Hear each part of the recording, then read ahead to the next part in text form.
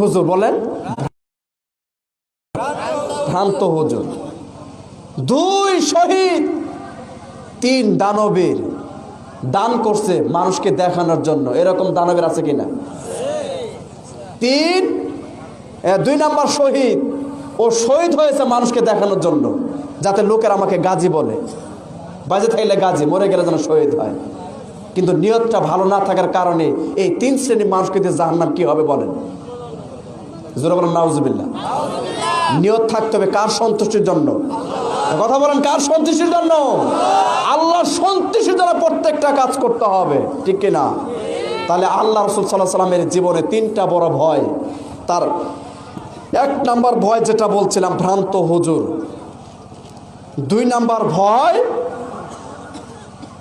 Number ভয় আমার কিছু উম্মাত মুশরিক হিন্দুদের সঙ্গে মিশে যাবে। যাচ্ছে কিনা? মুশরিকের সঙ্গে মিশছে না, হিন্দুদের সঙ্গে মিশছে না। বিয়ের অনুষ্ঠানে আগে হিন্দুদের বাড়িতে গান বাজনা হতো, এখন কাদের বাড়িতে হয়? মুসলমান বাড়িতে হয়। তাও শুক্রবারে বিয়ে হয়, শুক্রবারের দিনই বক্স সেট বাজায়। ওখানে ডিজে গান না বাজনাকে বিয়ে শুদ্ধ হয় না।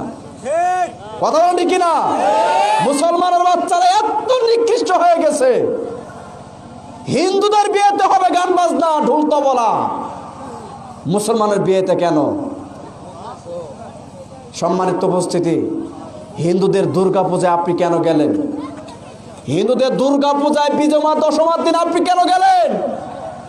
দেখেন, পূজা যেদিন ডুবাবে দুর্গা পূজা, সেদিন তিনের দুই ভাগ কারা? মুসলমান না হিন্দু? মুসলমান না?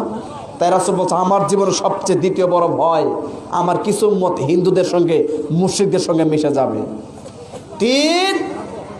তিন নাম্বার আমার জীবনের সবচেয়ে বড় ভয় আমার কিছু উম্মার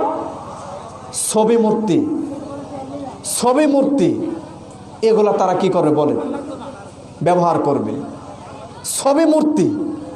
ছবি মূর্তিতে তারা বিশ্বাসী।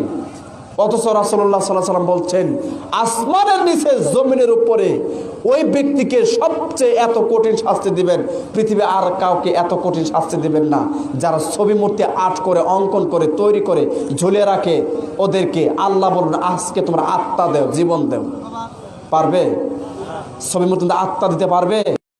পারবে না। সম্মানিত উপস্থিতি, এই জন্য আসুন, রাসূলুল্লাহ সাহাবী আব্দুল্লাহ ইবনে মাসউদ রাদিয়াল্লাহু তাআলা আনহু বলেন, জনক একজন সাহাবী এসে আল্লাহ রাসূলকে বলছেন, ইয়া রাসূলুল্লাহ, আইয়ু যামবি আকবার ইনদাল্লাহ, বলেন তো আল্লাহর নিকট সবচেয়ে বড় পাপ কি? আল্লাহ রাসূল বলেন তো ইসলামে সবচেয়ে বড় পাপ কি? আল্লাহর নিকট সবচেয়ে বড় পাপ কি? আল্লাহ রাসূল আশিরকু বিল্লাহ, যে ইসলামে সবচেয়ে বড় পাপ হচ্ছে আল্লাহর সঙ্গে শিরক করা। বুখারী মুসলিম।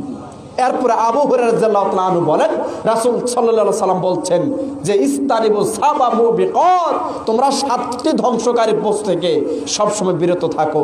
রাসূল সাহাবীরা বলছে যে ইয়া রাসূলুল্লাহ, মাহুন্না, সেই সাতটা জিনিস কি? তার প্রথমটা হচ্ছে শিরক বিল্লাহ, আল্লাহর সঙ্গে শিরক করবা না। একাধিক সহিহ হাদিস থেকে প্রমাণিত। সম্মানিত উপস্থিতি, এই জন্য শিরক মুক্ত আমল করে যে আপনি মারা যান, তাহলে এই জায়গায় যে হাদিসটা আপনাকে বলতে চাচ্ছি সেটা হচ্ছে, আনাস রাদিয়াল্লাহু তাআলা আনহু বলেন, রাসূল সাল্লাল্লাহু আলাইহি সাল্লাম বলেছেন যে লোকেরা শুনো, মহান আল্লাহ আদম সন্তানকে ডাক দিয়ে বলছেন যে তোমরা যদি আসমান জমিন ভর্তি পাপ নিয়ে আল্লাহর সামনে দাঁড়াও, আর এই সমস্ত পাপের ভিতরে যদি শিরকের কোনো পাপ না থাকে, মহান আল্লাহ বলে, শোনো, তোমাদের পাপ যত বেশি আমার রহমত তার চেয়ে তত বেশি, তোমাদের পাপ যত বেশি আমার দয়া তার চেয়ে তত বেশি, তোমাদের পাপ যত বেশি আমার ক্ষমা তার চেয়ে তত বেশি। সুবহানাল্লাহ। আল্লাহ বলছেন যে তোমরা যদি আসমান জমিন ভর্তি পাপ নিয়ে যদি আমার সামনে দাঁড়াও, আর এই সমস্ত পাপের ভিতরে যদি শিরকের কোনো পাপ না থাকে, শিরকের কোনো গুনাহ যদি না থাকে, আমি আল্লাহ ওই পরিমাণ আসমান জমিন পরিমাণ ভর্তি রহমত দয়া ক্ষমা নিয়ে বান্দা তোমার সামনে দাঁড়িয়ে তোমার সব পাপ মাফ করে দিব। তিরমিজির হাদিস। তাহলে এই হাদিস থেকে যেটা বোঝা গেল, সমস্ত পাপে কি হবে বলেন তো? মাফ হবে। শুধু একটা পাপের ক্ষমা নেই, সেই পাপের নাম কি? কথা বলেন, সেই পাপের নাম কি? শিরক। সূরা জুমার 53 নম্বর আয়াত। আপনি পাপ করেছেন কিন্তু হতাশ হওয়া যাবে না। হতাশ হওয়া যাবে? আল্লাহ বলছেন লা তাকুনাতু মির রাহমাতিল্লাহ, খবরদার সাবধান, তোমরা আমার রহমত থেকে, দয়া থেকে তোমরা হতাশ হয় না।